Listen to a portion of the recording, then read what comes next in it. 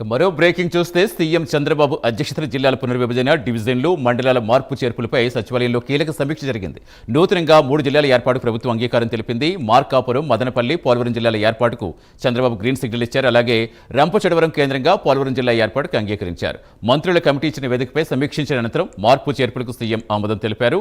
కొత్తగా 5 రెవెన్యూ డివిజన్ల ఏర్పాటు చేసేందుకు సీఎం అంగీకరించారు. నక్కపల్లి, అద్దంకి, పీలేరు, బనగానపల్లి, మడకసిర రెవెన్యూ డివిజన్ల ఏర్పాటు నిర్ణయించారు.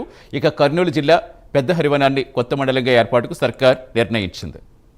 పూర్తి వివరించేందుకు మా కరెస్పాండెంట్ రవికృష్ణ జనతేజ. రవికృష్ణ, ఇప్పుడు కొత్త జిల్లాల ఏర్పాటుతో ముఖ్య చిత్రం ఎలా మారిపోతోంది? ఏ ప్రాంతాల జిల్లా పరిధిలోకి వస్తున్నాయి? అంటే ఏదైతే సతీష్ ఈ జిల్లాల ఏర్పాటు, కొత్త జిల్లాల ఏర్పాటు అనేది మాత్రం ప్రధానంగా చాలా కీలక పరిణామం అని చెప్పుకోవాలి. ఈ ఎలక్షన్స్కు ముందే చంద్రబాబు నాయుడు అయితే మాత్రం ఆయా ప్రాంతాల్లో పర్యటిస్తున్నటువంటి సందర్భంలో అక్కడ ఉన్నటువంటి పరిస్థితులు, అదేవిధంగా అక్కడ ప్రజలు ఎవరైతే ఉన్నారో వాళ్ళ అభిలాషలకు అనుగుణంగా కూడా ఈ కొత్త జిల్లాలు ఏర్పాటు చేస్తామని చెప్పడం జరిగింది. అందులో భాగంగానే ఇప్పుడు మార్కాపురము, అదేవిధంగా మదనపల్లి, ఇటు పోలవరం 3 జిల్లాలను కూడా ఏర్పాటు చేయడం జరుగుతుంది. ప్రధానంగా కూడా మార్కాపురం చూసుకున్నట్లయితే మాత్రం అతిపెద్ద ప్రాంతం అది. దానికి తోడు అది జిల్లా కేంద్రాలు ఏవైతే ఉన్నాయో ఆ జిల్లా కేంద్రాలకి అయితే మాత్రం చాలా సుదూరంగా ఉన్నటువంటి నేపథ్యంలో ప్రధానంగా కూడా అక్కడ వాళ్ళైతే మాత్రం ఈ కొత్త జిల్లా కావాలని అడిగినటువంటి సందర్భం. దీనికి సంబంధించి అక్కడ వాళ్ళకి ఇచ్చిన మాటకి అనుగుణంగానే ఇప్పుడైతే మాత్రం మార్కాపురం జిల్లా అనేది ఏర్పడబోతూ ఉంది. దీంట్లో అయితే మాత్రం కనిగిరి, గిద్దలూరు, మార్కాపురం నియోజకవర్గాలు ఏవైతే ఉన్నాయో వాటిని కలుపుకొని ఇప్పుడు మార్కాపురం సంబంధించి కొత్త జిల్లా ఏర్పాటు అనేది జరుగుతుంది ప్రధానంగా.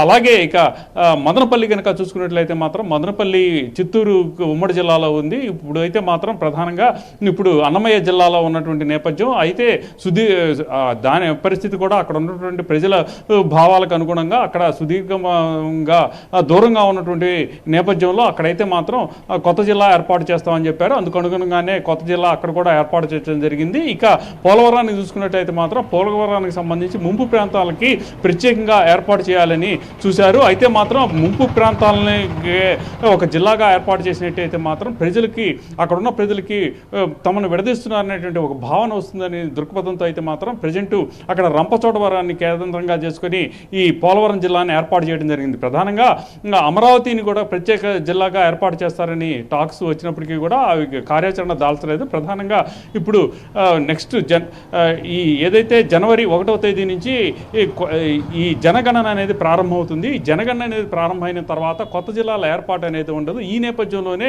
చాలా ఫాస్ట్గా కూడా జిల్లాల ఏర్పాటు చేయాలని ప్రభుత్వం అయితే భావించింది. దీనికి అనుగుణంగానే ఎవరైతే ఆర్థిక మంత్రి అయినటువంటి అనగాని సత్యప్రసాద్ ఉన్నారో ఆయన అధ్యక్షతన ఉప సంఘాన్ని ఏర్పాటు చేయడం జరిగింది.